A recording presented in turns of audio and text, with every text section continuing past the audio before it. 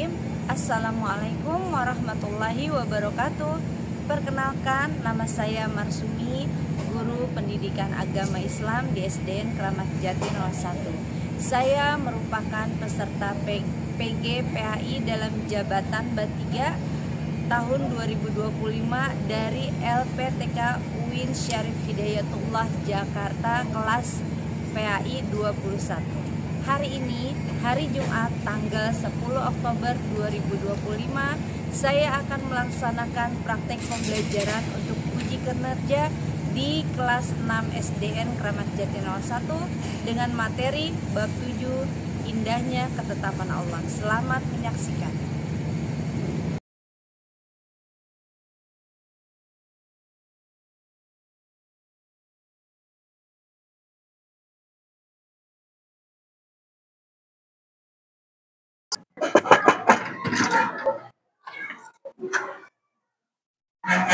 Hai semuanya. Assalamualaikum warahmatullahi wabarakatuh. Waalaikumsalam warahmatullahi wabarakatuh. Alhamdulillah anak-anak, semoga semuanya hari ini baik-baik semuanya ya. Marilah sebelum kita awali pembelajaran kita hari ini, kita awali dengan berdoa. Ibu minta tolong Jafran pimpin doa untuk teman-teman ya. Tepuk siap. S I A P siap. Sikap berdoa. Oke. Mulai. Berdoa.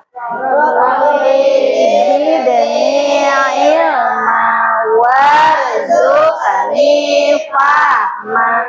Allahumma inni as'aluka ilman nafi'a wa rizqan thayyiba wa amalan mutaqabbala.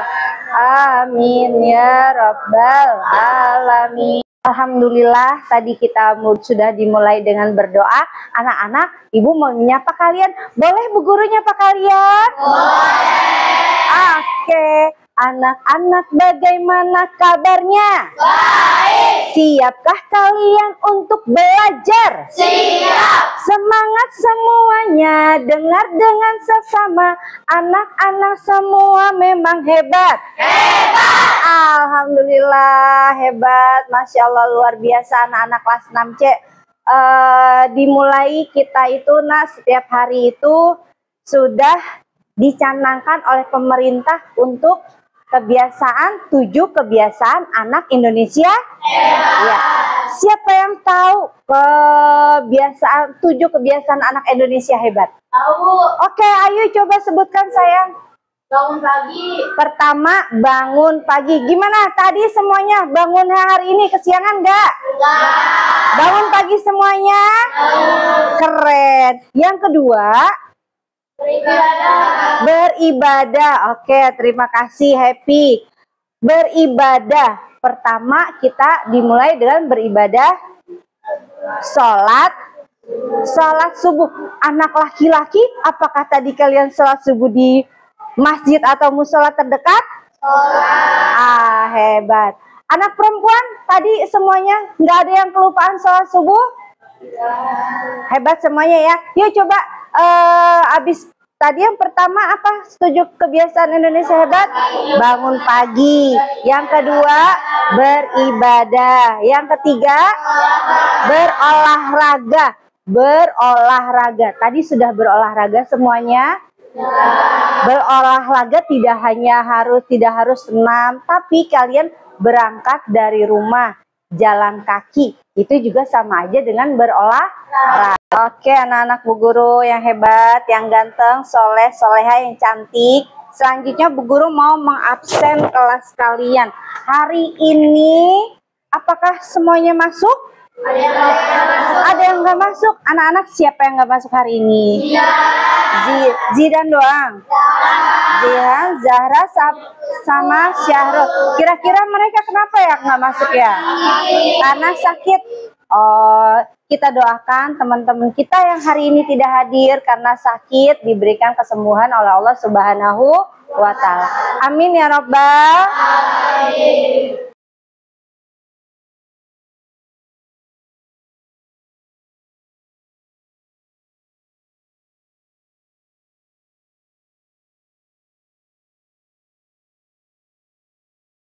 Anak-anak, tadi kita sudah awali dengan berdoa, terus juga sudah di absen, terus juga sudah menyapa kalian untuk menumbuhkan rasa nasionalisme kita kepada negara kita, Kesatuan Republik Indonesia.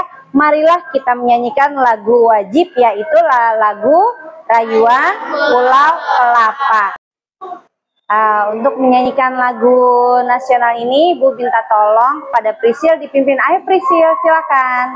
Marilah teman-teman, kita sama-sama menyanyikan lagu Rayuan Pulau Kelapa. C sama dengan Do. 1, 2, 3. Do.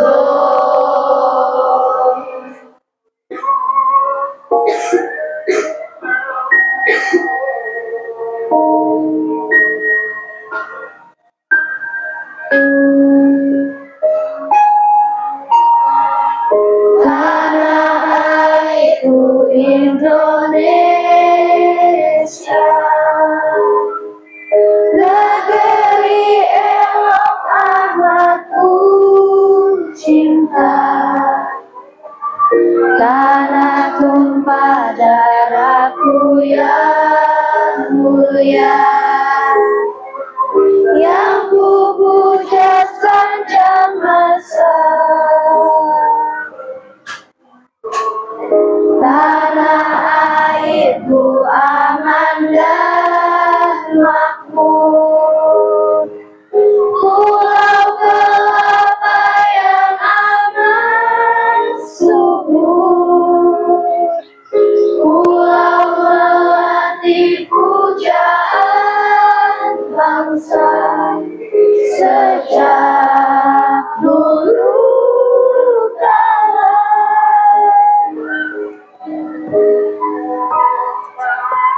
Melambai-lambai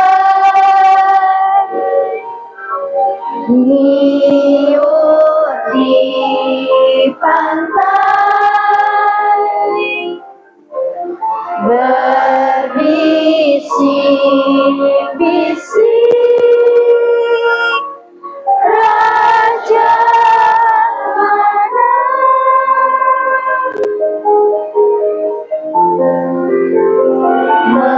Memuja pulau nan indah permai, tanah airku Indonesia.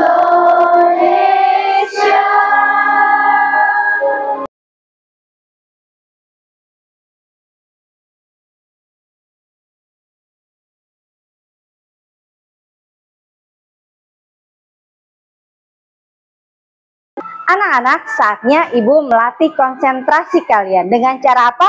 Dengan cara tepuk 1 sampai 5. Udah ada yang tahu bagaimana caranya? Belum. Bu Guru contohkan. Kalau Ibu bilang tepuk 1, nah, tepuk 2, kanan 1, kiri 1. Tepuk 3, 1, 2, 3. Kanan, kiri, atas. Oke? Tepuk 4. 2 kanan, 2 kiri. Tepuk 5 ke atas. Bisa? Bisa. Ayo, kita coba bersama-sama ya. Tepuk 1, tepuk 2, tepuk 3, tepuk 4, tepuk 5. Sekarang lebih cepat lagi. Kalau tadi kan tepuk 1. Sekarang lebih semangat lagi ya. Tepuk 1, 2, 3, 4, 5. Lebih cepat lagi, lebih cepat lagi. Tepuk 1, 2, 3, 4, 5. Masya Allah. Tepuk tangan untuk kita semuanya.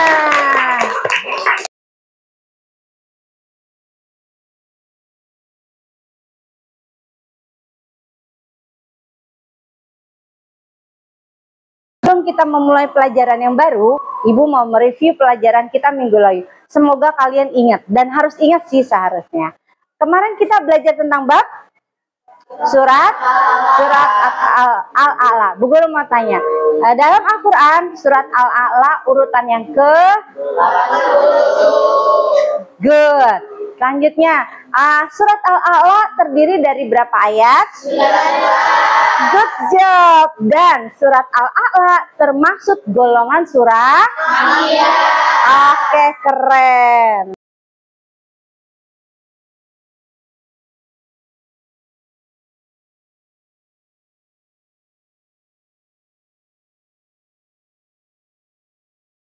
Sekarang adalah saatnya kita mengetahui tujuan pembelajaran kita pada hari ini. Anak-anak, Ibu mau dong kalian membacakan tujuan pembelajaran kita hari ini?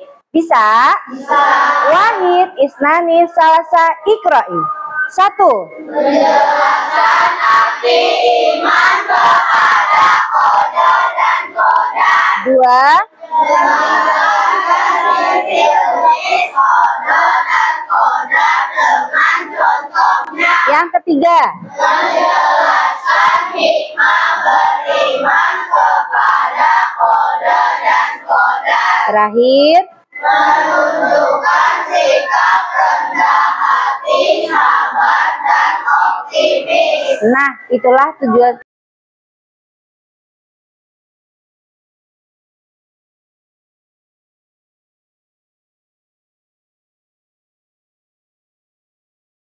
Anak-anak Bu Guru yang hebat. Sekarang hari ini kita masuk ke dalam pembelajaran ke-7, yaitu tentang indahnya ketetapan Allah. Kita belajar tentang pengertian kodok dan qadar. Sebelum Bu Guru mulai, ada yang tahu tentang kodok dan qadar atau udah ada yang dengar? Oh iya, Arka apa sayang? Iya, qada dan qadar adalah rukun iman yang ke-6, percaya kepada qada dan qadar. Oke, good job.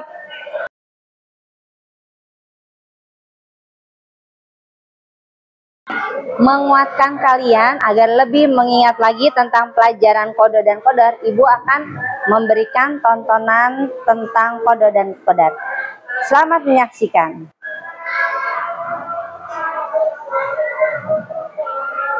What?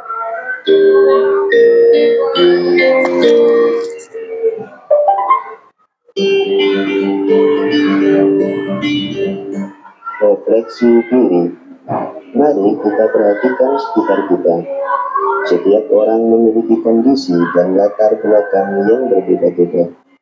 Ada yang dilahirkan dengan bentuk fisik yang sempurna, atau ada yang terlahir dengan fisik yang kurang.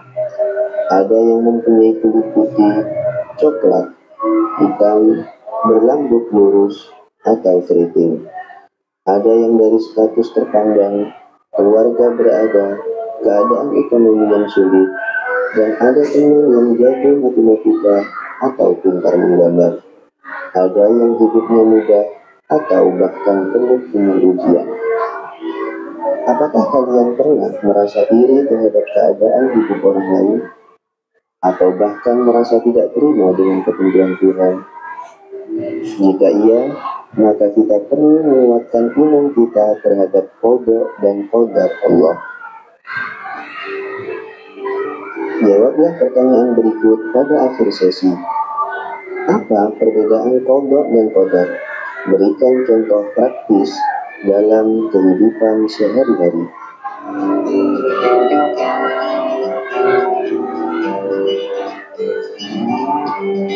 Qada secara bahasa adalah keputusan, ketetapan, kehendak, atau pengetahuan Allah. Sedangkan arti qadar secara istilah adalah pengetahuan atau ketetapan Allah Subhanahu wa Ta'ala sejak zaman azali terhadap segala sesuatu yang akan terjadi di alam semesta ini. Adapun arti qadar secara bahasa adalah kepastian, ukuran, kekuasaan, peraturan, atau perwujudan kehendak. Sedangkan arti qadar secara istilah adalah perwujudan atau terjadinya ketetapan Allah terhadap segala sesuatu sesuai dengan pengetahuan Allah pada zaman azali. Jadi, qada dan qadar Allah seperti dua sisi mata koin. Qada adalah rencana atau pengetahuan Allah Subhanahu wa Ta'ala, dan qadar adalah perwujudan atau terjadinya ilmu Allah. Sebagaimana firman Allah dalam Quran surat Al-Furqan ayat 2. الذي له ملك السماوات والأرض ولم يتخذ ولدا ولم يكن له شريك في الملك ولم يتخذ ولدا ولم يكن له شريك في الملك وخلق كل شيء فقدره تقديرا. Yang memiliki kerajaan langit dan bumi, tidak mempunyai anak, tidak ada sekutu baginya dalam kekuasaannya, dan Dia menciptakan segala sesuatu, lalu menetapkan ukuran-ukurannya dengan tepat. Oke, anak-anak, dari video pembelajaran yang tadi, tentu kalian sudah menyaksikan kan tentang pengertian qada dan qadar. Gimana? Sudah mengerti apa itu qada dan qadar? Apa itu qada? Qada adalah ketentuan Allah sejak good job. Sedangkan qadar adalah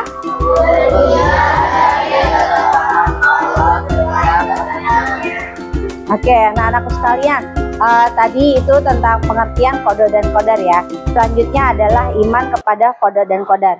Qada dan qadar itu berarti kita harus meyakini dengan sepenuh hati bahwa semua yang terjadi di dunia ini sudah mempunyai ketetapan dan sudah ditetapkan oleh Allah Subhanahu wa Ta'ala.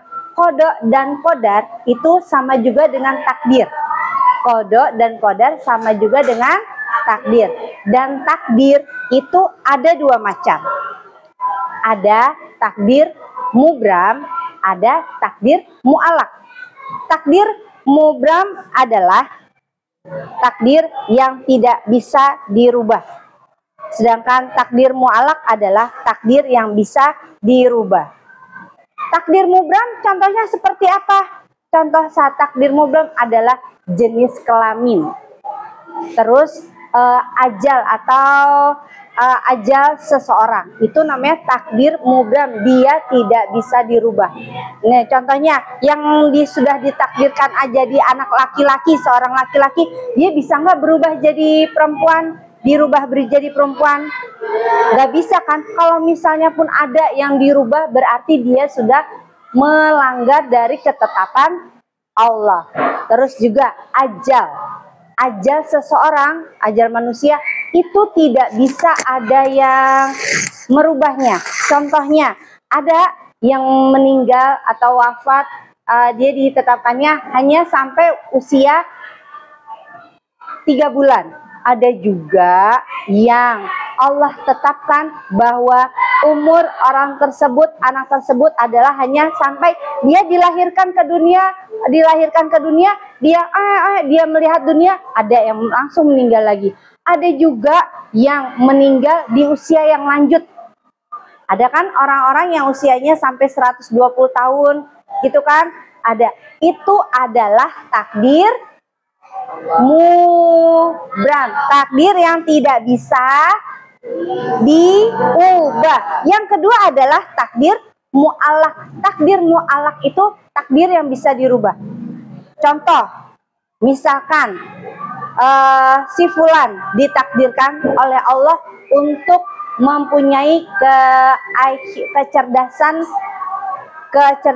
yang terbatas, tapi karena dia gigih belajar, dia bisa menjadi sukses.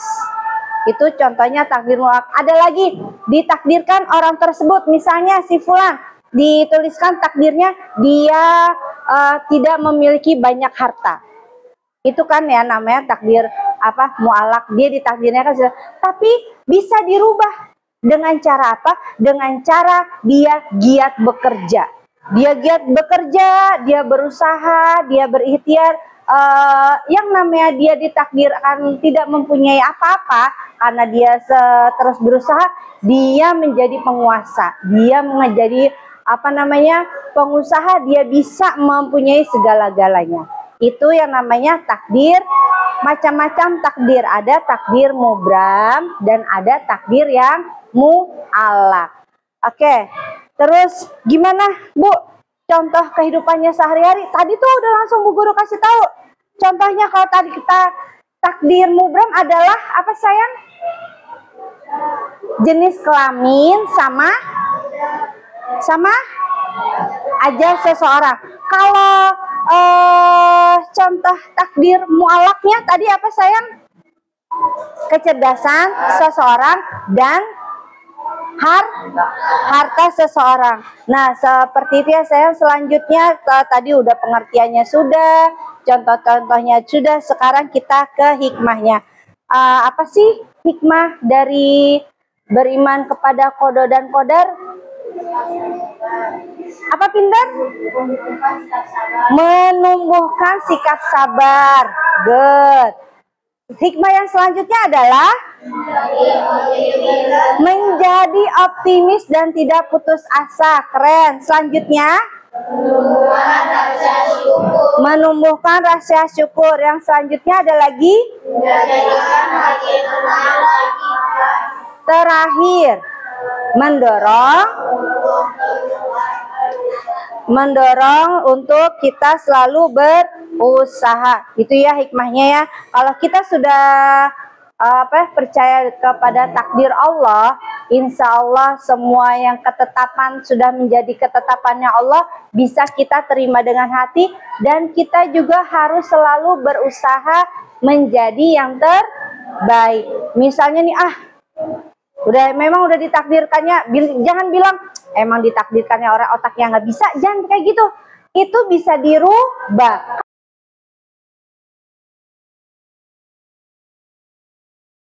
Anak-anak Bu Guru yang soleh dan soleha, saatnya kalian untuk membuat mapping qada dan qadar. Gimana caranya? Bu Guru kasih kertas lembar untuk kalian semuanya. Kertas lembar. Nanti kalian buat mapping tentang qada dan qadar. Tadi ada berapa tentang qada dan jenis-jenisnya? Ada 2. Satu tentang takdir mubram, satu lagi tentang takdir. Contohnya apa? Tahu mapping seperti itu? Bisa tidak? Bisa. Bisa tidak? Bisa. Kalian pasti bisa. Bu Guru kasih per kelompok masing-masing ya sayang. Masing-masing kerjakan. Oke, silahkan. Yang sudah dapat lembarannya boleh langsung dikerjakan. Oke, sip. Oke. Ya, di belakang ya. Ya. Good job. Oke, good job. Ya. Sininya. Oh iya, ini contohnya, pintar. Ini pengertian, di sini contohnya. Oke. Sip. Keren anak-anak Bu Guru. Wow, ini takdir. Oh, ini pengertiannya, ini contohnya. Ini pengertiannya, contohnya masih ingat kan? Oke, coba ditulis. Keren. Dan sebelah sini, wow, lebih keren lagi, amazing. Sip. Oke. Contohnya belum ada nih, Nak. Coba dibuat contohnya dulu. Contohnya berarti di sini, set. Kalau nggak sini, set. Takdir mubram contohnya apa? Takdir mu'alak contohnya apa? Oke. Bikin lagi, set. Bulatan.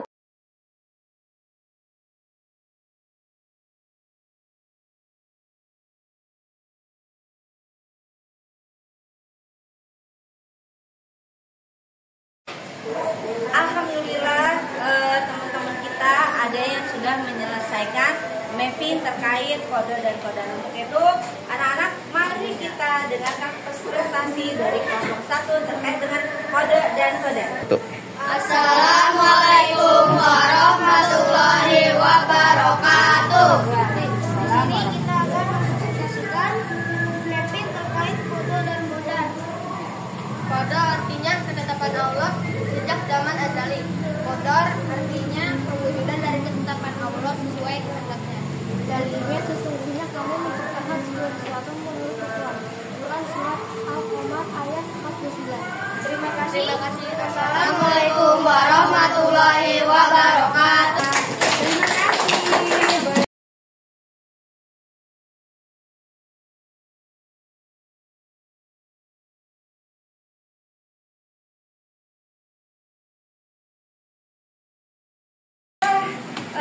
Semua kelompok sudah mempresentasikan mapping terkait tentang kode dan kode.